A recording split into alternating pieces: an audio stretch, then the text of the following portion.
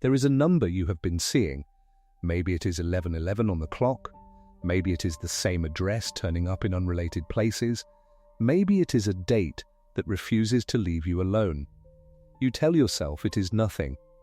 Random firing of an over-pattern, hungry brain. And yet, some quiet part of you suspects otherwise. That suspicion is older than civilization itself. It is the residue of something the ancients knew and the modern world has worked very hard to forget. That numbers are not only quantities, they are also persons. They have temperaments, moods, gravitational pulls. They are, in the strictest sense Carl Jung could give the word, alive. In the next half hour, I want to take you through a hidden history of the number, from Pythagoras and his disciples who believed numbers were the underlying substance of reality, to Jung and Marie-Louise von Franz, who believed they were the primal architecture of the soul.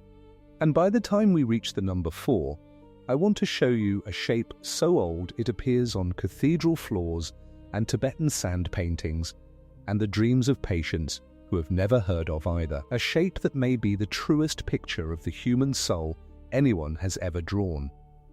But we have to start at the beginning. We have to start with what a number even is. In the modern world, a number is a tool. Silent, neutral, obedient, Pythagoras did not see it that way. The 6th century BC philosopher believed numbers were the arch, the underlying substance of the universe, not a description of reality, reality itself. He believed they had divine properties, and that understanding them could lead the soul into communion with God. From his school came what we now call sacred geometry, the study of the geometric forms recurring throughout nature, taken not as coincidences, but as the visible signature of a hidden order. The ancient Greeks did not have Arabic numerals, their letters were their numbers, so they practiced isopsephy, in which the values of letters in a name were added and reduced and compared for hidden kinship. The Hebrews developed gematria, searching scripture for arithmetical patterns concealing mystical meaning, a tradition still alive at the heart of Kabbalah. In China, 4 sounded like the word for death and became unlucky, while 8 sounded like the word for wealth and became one of the most desired numerals on a license plate. Across every continent, humans looked at numbers and heard something speaking. Jung asked why cultures that had never met one another kept arriving at the same conclusions. He suspected the answer was not that humans were inventing these meanings, but that they were finding them. This whole tradition has been compressed today into a single word, numerology, and shelved in self-help. But numerologists, astrologists, and psychologists are all answering the same ancient command inscribed at Delphi above the Temple of Apollo. Know thyself. Whether you use birth charts, tarot, the Big Five, or the integers themselves, you are trying to discover the secret name of the person you have been forced to live as. This is the territory into which Carl Jung walked. And he walked into it from an unlikely direction. Jung, by his own admission, hated mathematics. He said the subject ruined school for him. You would expect a man with that grudge to have nothing to do with the integers ever again. Instead, by the end of his life, he had come to believe numbers might be the single most important psychological reality he had ever encountered. The route ran through alchemy. In decades of work with patients, Jung had noticed that the old alchemical texts were obsessed with numerical structure. 3s, 4s, 7s, 10s, and he began to suspect this was not decoration.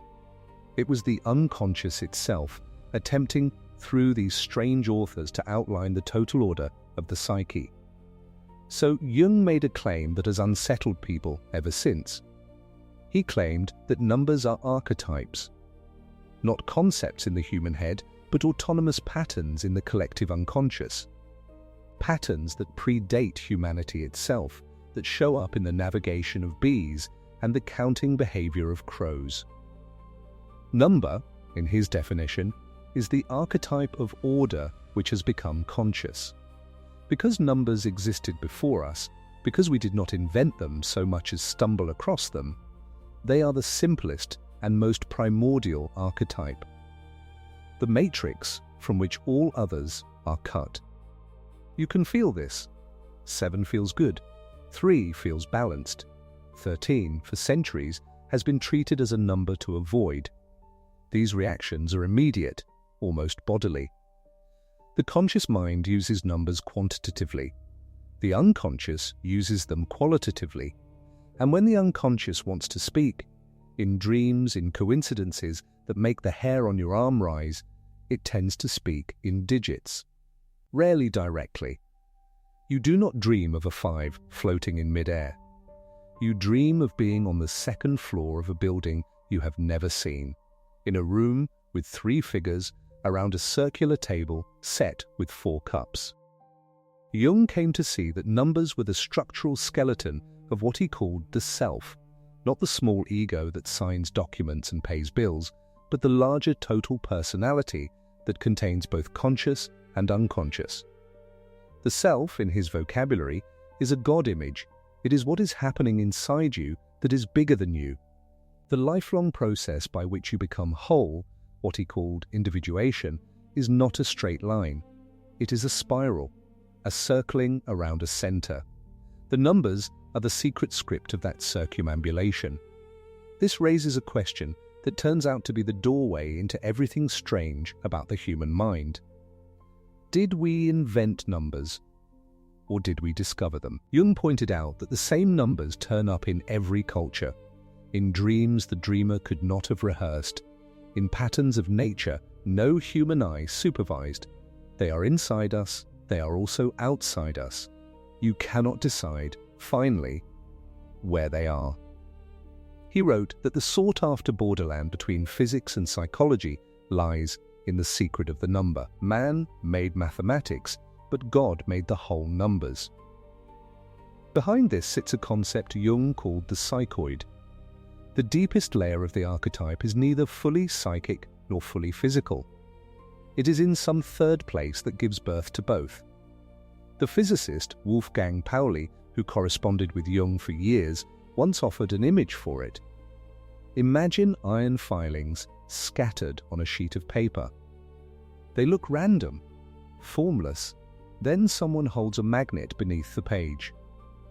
The filings leap into a pattern they did not choose and could not have produced on their own.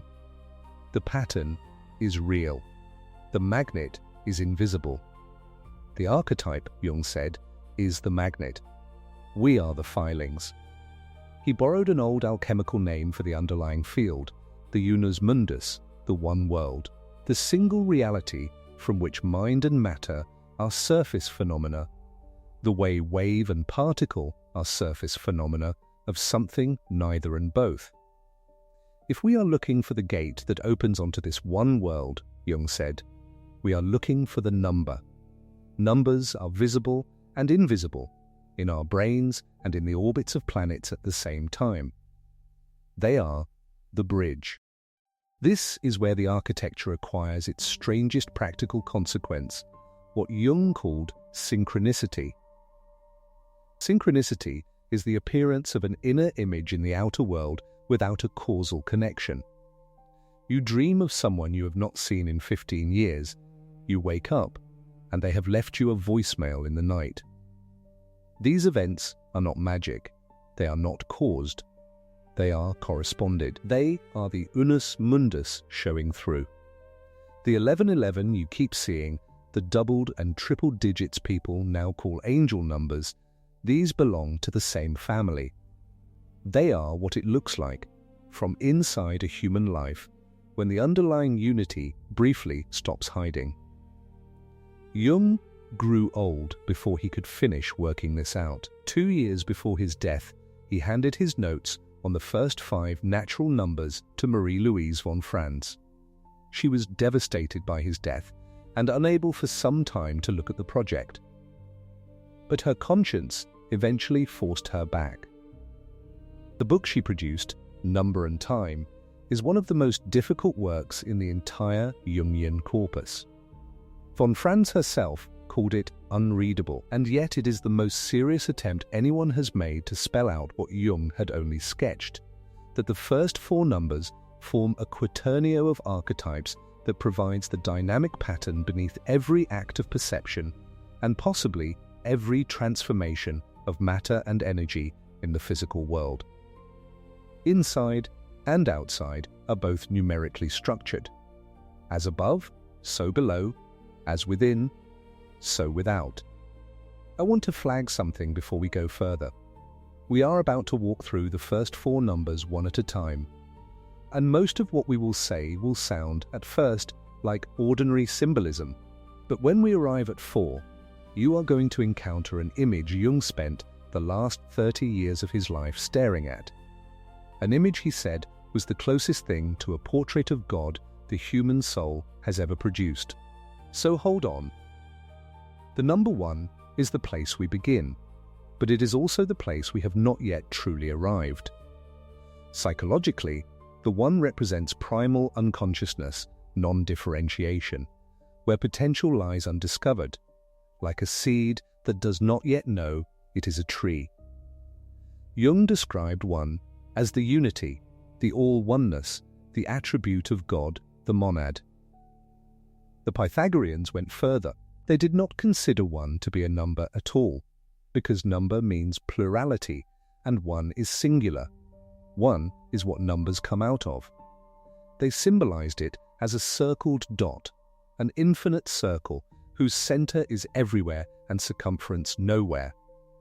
The Ouroboros, the serpent eating its own tail, belongs here too.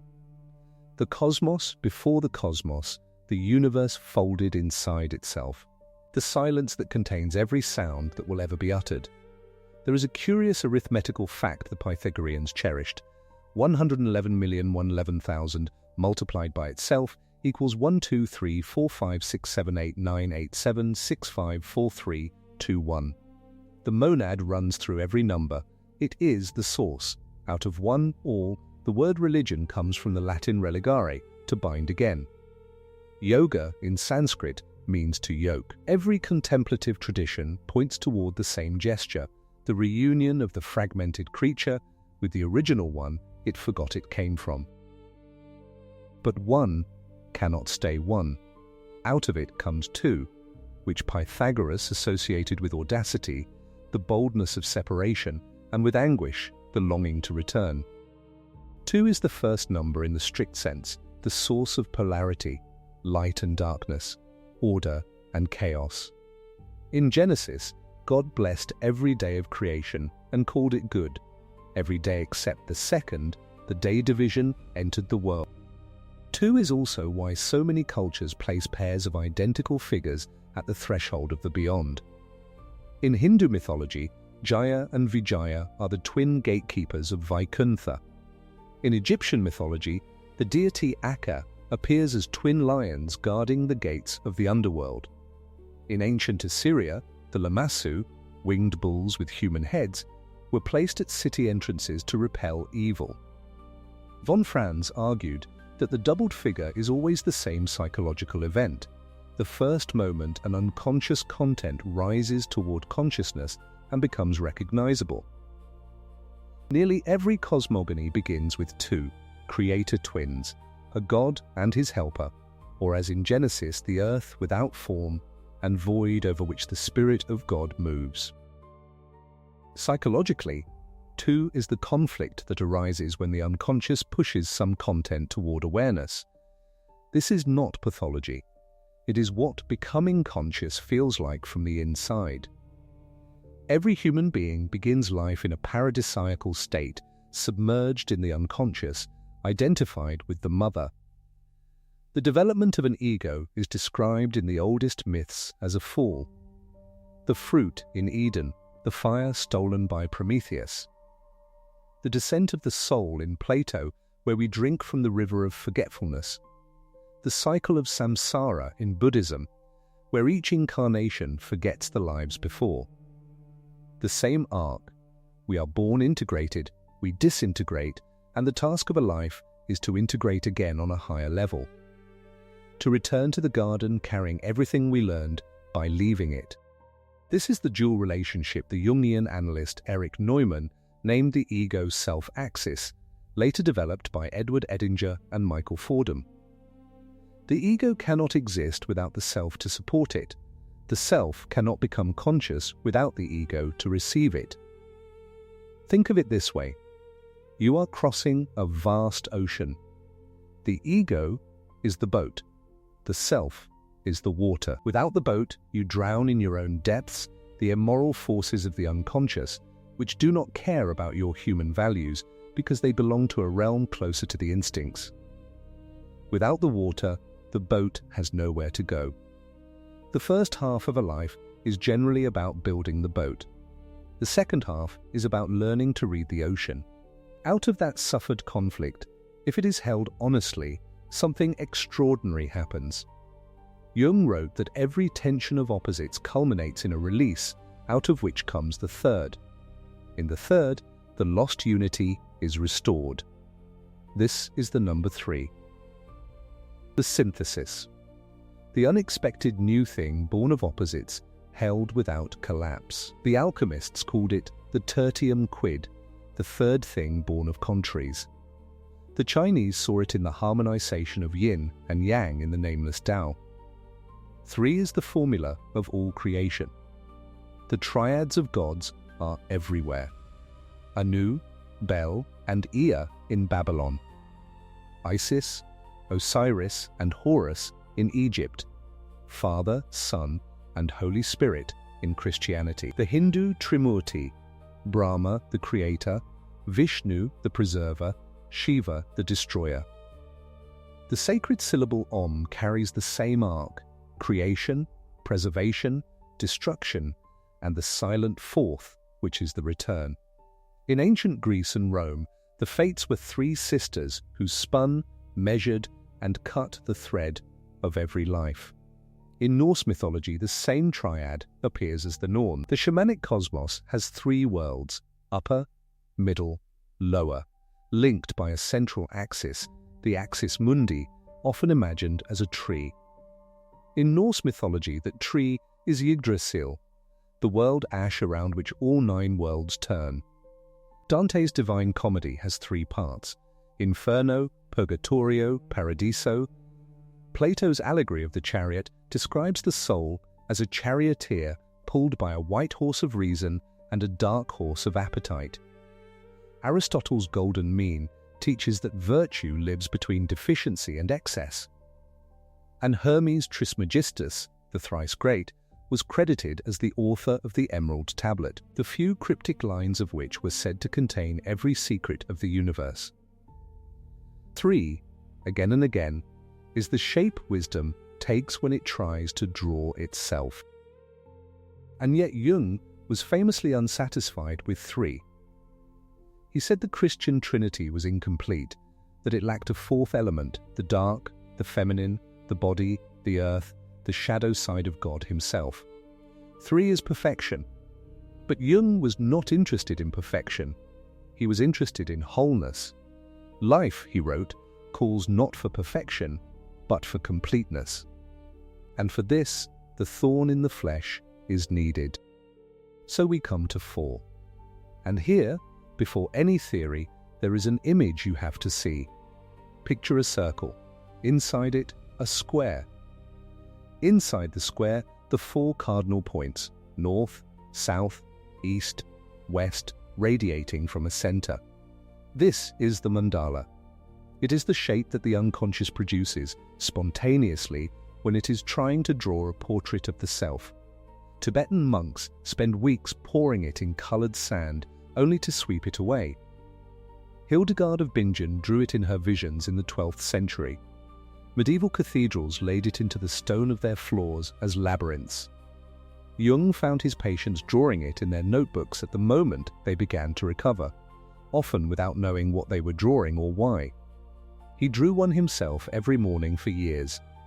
He came to believe it was, of all symbols the human soul produces, the most important. It is the empirical equivalent, in his words, of the metaphysical concept of the unus mundus. and it is built on the number 4. 4 is the number of becoming conscious of wholeness.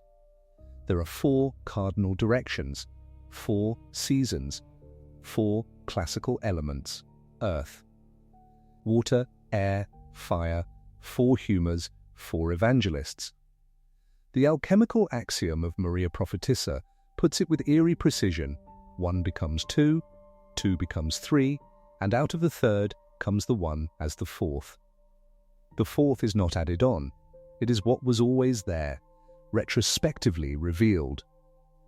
The Tetragrammaton, the name of God in the Hebrew Bible, has 4 letters in which the second is doubled, so the name is both a triad and a quaternity at once. The 4 horsemen of the apocalypse, conquest, war, famine, death, ride at the end of all things. The 4 evangelists were associated with the tetramorph, a creature with 4 faces: man, lion, ox, eagle, derived from the cherubim of Ezekiel.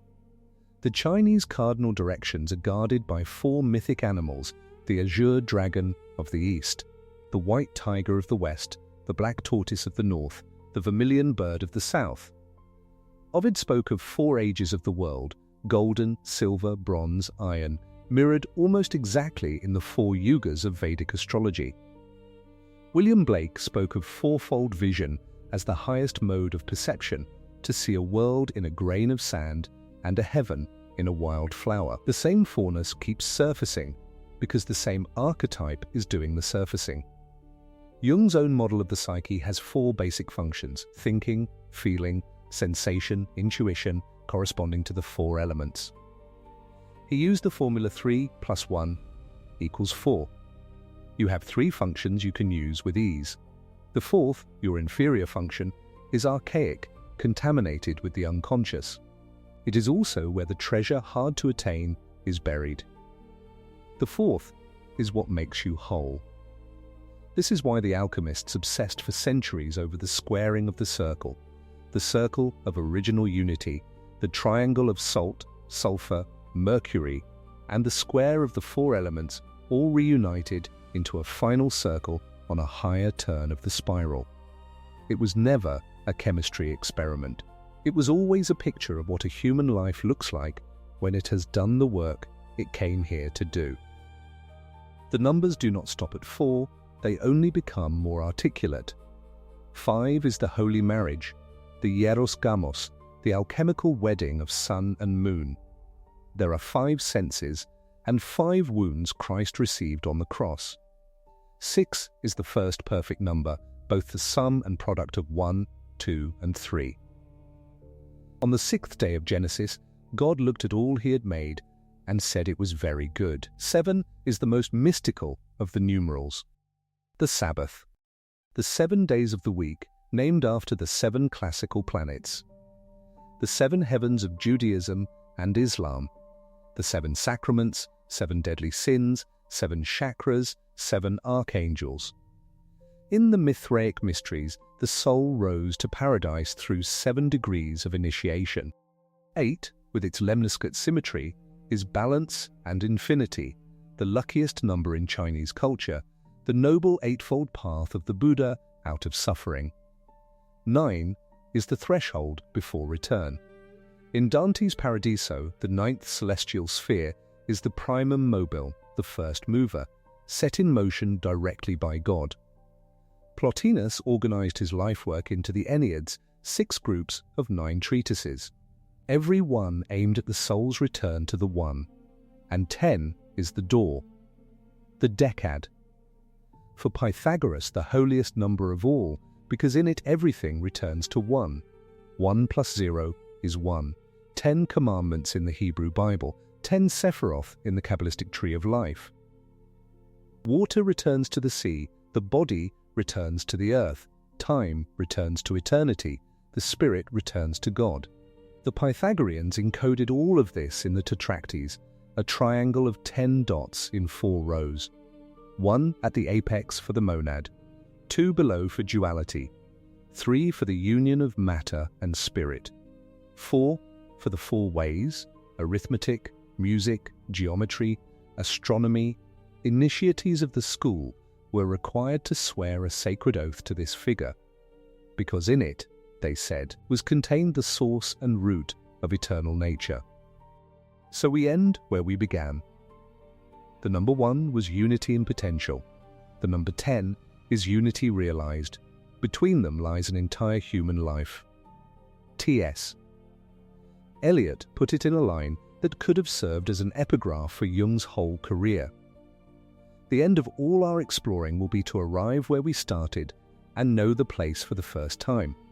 The integers are not dead signs. They are the alphabet of the soul. They were here before we were, and they will be here after. They are how the universe remembers itself when it has briefly forgotten, and they are how we remember ourselves when we have done the same. Pay attention then the next time a number follows you. It is not random. It is not noise.